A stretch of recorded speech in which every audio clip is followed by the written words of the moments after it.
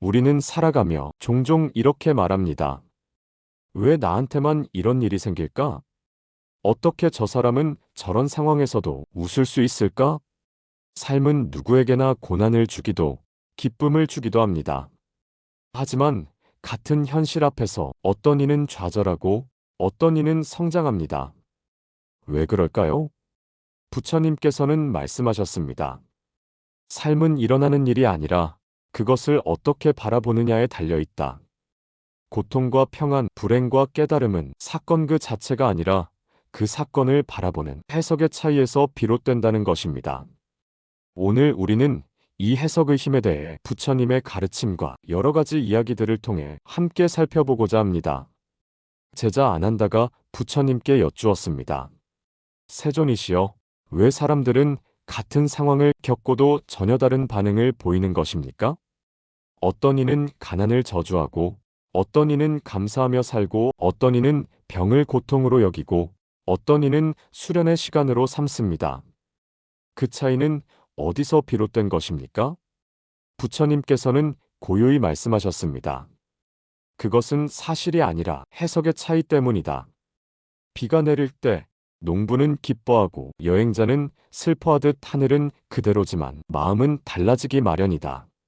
삶에서 일어나는 고통 자체보다 그 고통을 어떻게 받아들이느냐가 그대의 삶의 빛깔을 결정한다.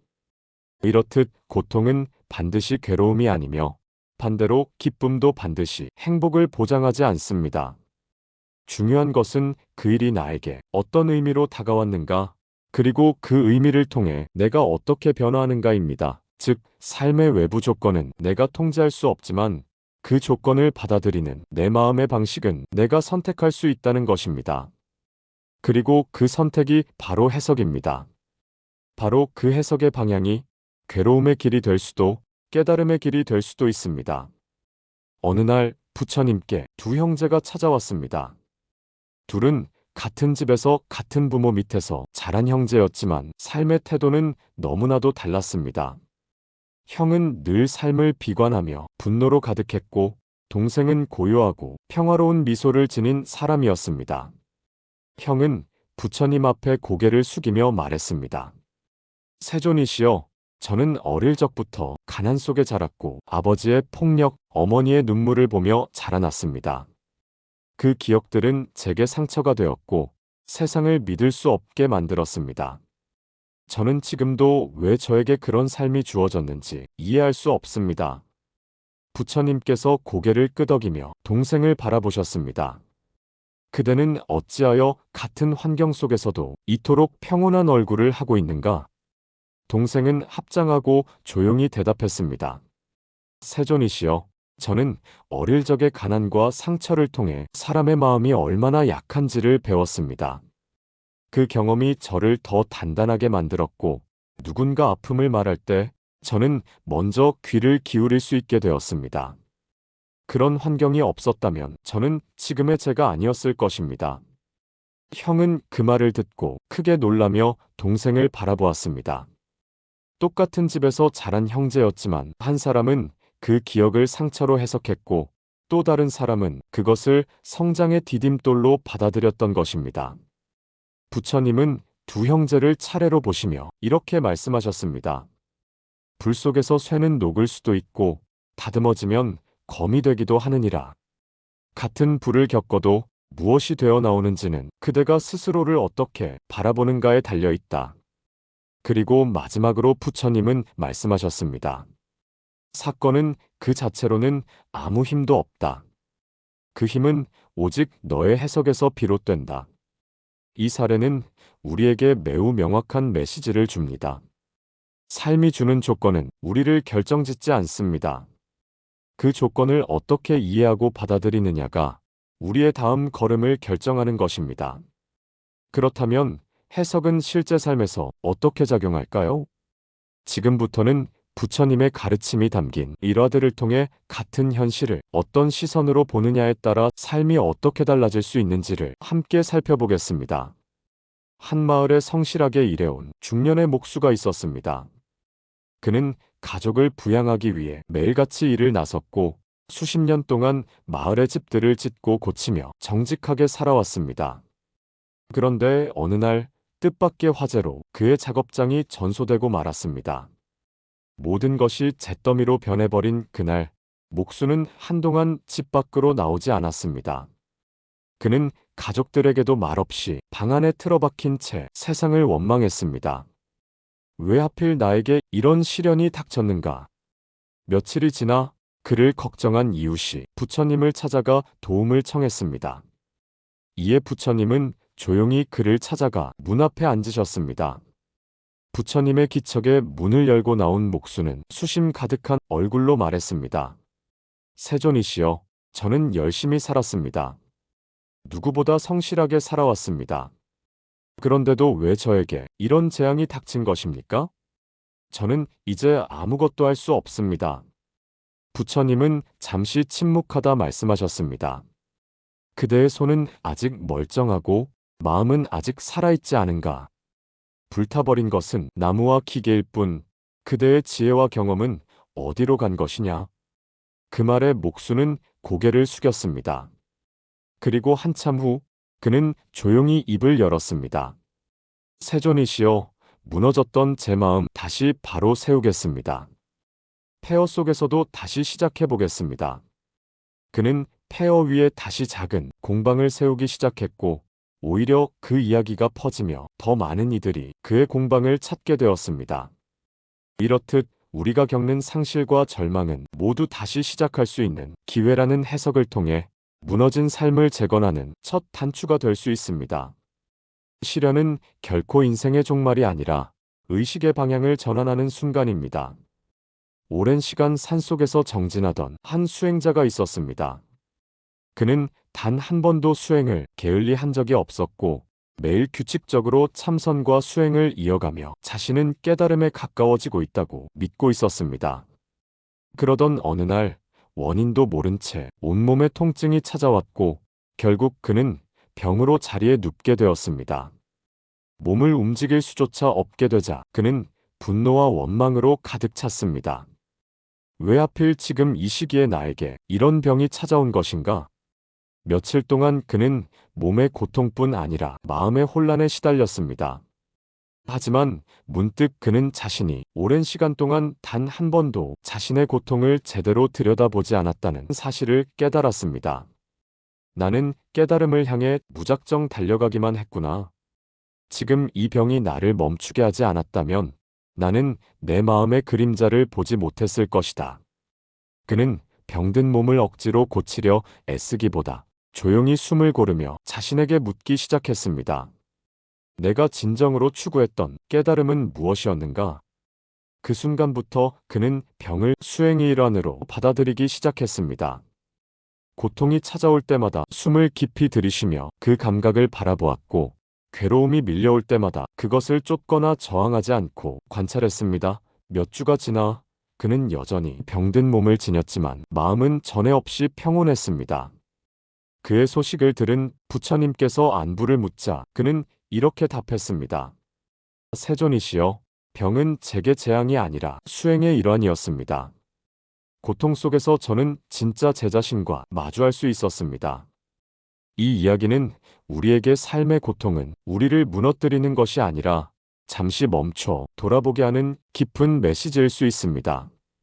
우리가 겪는 질병이나 고통은 단순한 불행이 아니라 멈춤을 통해 내면을 성찰하고 삶의 속도를 되돌아보게 하는 기회일 수도 있습니다. 한때 깊이 사랑하던 여인에게 갑작스럽게 이별을 통보받은 청년이 있었습니다. 그녀는 아무런 설명도 없이 떠났고 청년은 혼란과 분노, 상실감 속에 무너졌습니다. 며칠 동안 그는 잠을 이루지 못했고 거리의 모든 풍경이 그녀와의 추억을 자극해 마음을 아프게 했습니다. 그는 마음속으로 수없이 되뇌었습니다. 왜 떠났을까? 내가 무엇을 잘못한 걸까? 나 없이 그녀는 괜찮은 걸까? 결국 그는 부처님을 찾아가 눈물로 호소했습니다. 세존이시여, 저는 그녀를 진심으로 사랑했습니다. 그런데 그녀는 저를 아무 말 없이 떠났습니다. 저는 이제 어떻게 살아야 합니까? 부처님은 청년을 바라보며 조용히 물으셨습니다. 그대는 그녀를 사랑한 것인가? 아니면 그녀가 그대에게 주었던 감정을 사랑한 것인가? 청년은 대답하지 못하고 입을 다물었습니다. 부처님은 계속해서 말씀하셨습니다. 그대가 슬퍼하는 이유는 사랑을 잃어서가 아니라 기대가 꺾였기 때문이다. 그대는 그 사람을 통해 얻고자 했던 것은 무엇인가? 그대는 진정으로 그 사람 자체를 이해하고 존중하는 사랑을 하였는가? 청년은 그제야 고개를 숙였습니다. 그는 부처님의 말씀을 통해 자신이 사랑보다는 그녀에게 받고 싶었던 위로와 기대에 매달리고 있었던 것을 자각했습니다. 그 후 청년은 마음을 가다듬고 자신을 돌아보는 시간을 갖기 시작했습니다.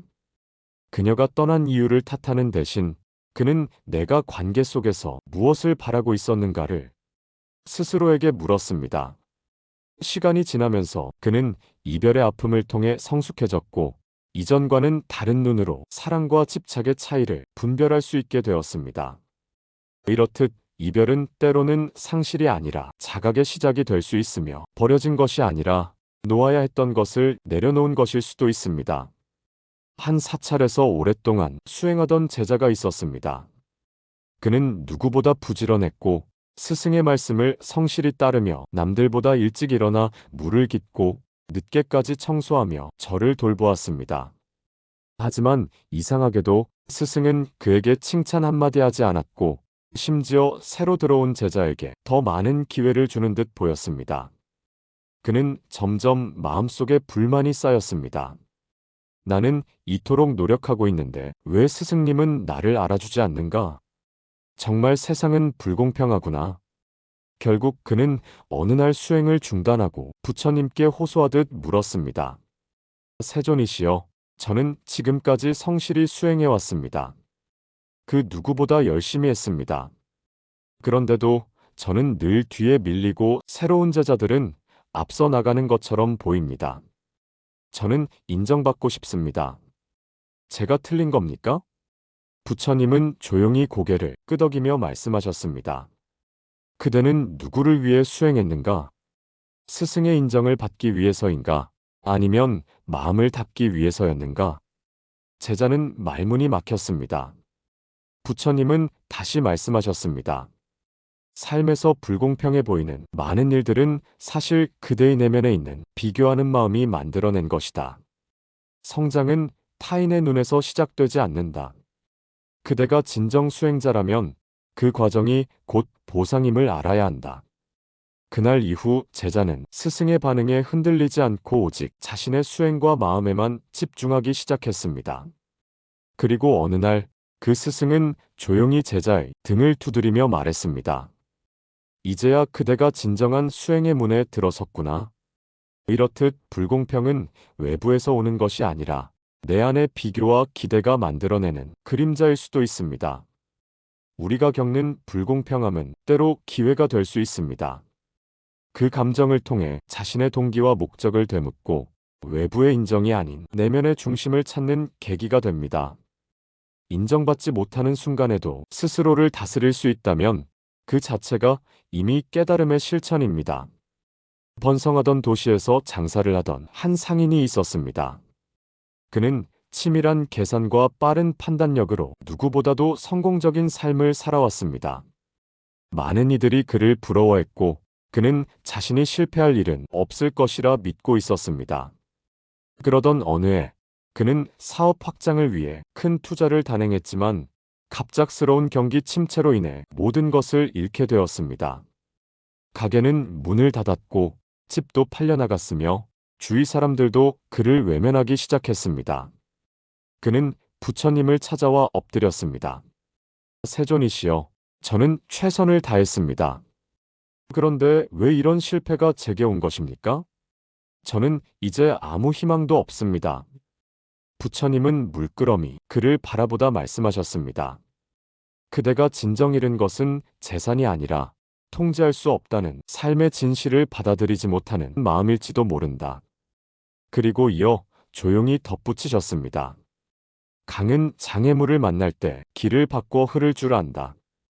그대도 그 실패를 끝이 아니라 흐름을 바꾸는 계기로 삼아야 한다. 상인은 그 말에 잠시 침묵했고 그 후 몇 날을 부처님 곁에서 머물며 자신을 돌아보았습니다. 자신이 지금껏 이겨야만 살아남는다는 생각에 사로잡혀 있었음을 알게 된 그는 조금씩 다른 삶의 방향을 모색하기 시작했습니다. 그는 이후 상인이 아닌 어려운 이들에게 장사를 가르치는 일을 하게 되었고 그 실패는 오히려 그의 인생에서 가장 의미 있는 전환점이 되었습니다. 이렇듯 실패는 무너짐이 아니라 삶의 방향을 다시 잡는 기회가 될 수도 있습니다. 우리는 실패를 인생의 추락으로 해석하기 쉽지만 그 안에는 방향을 전환하라는 삶의 메시지가 숨어 있습니다. 실패는 종착점이 아니라 새로운 깨달음의 출발선입니다. 오늘 우리는 삶은 일어난 사건이 아니라 그것을 바라보는 해석에서 달라질 수 있다는 것을 부처님의 말씀을 통해 깨달았습니다. 같은 사건이 일어나도 어떤 이는 상처로, 어떤 이는 배움으로 받아들입니다.